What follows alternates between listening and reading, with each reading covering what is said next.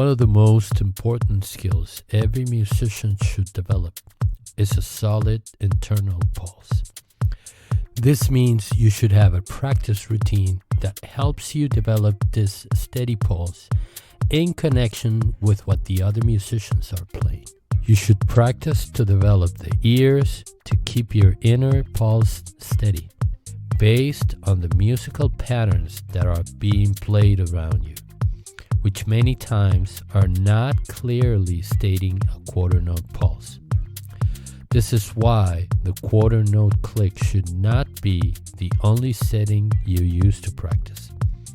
When we displace the metronome to a different beat within the time, we are training ourselves to relate what we are playing to those figures. When we space the metronome out, for example by making it click only on the first beat of every bar, we will be forced to trust our inner pulse. After you've done this, ultimately the best practice is to combine both techniques.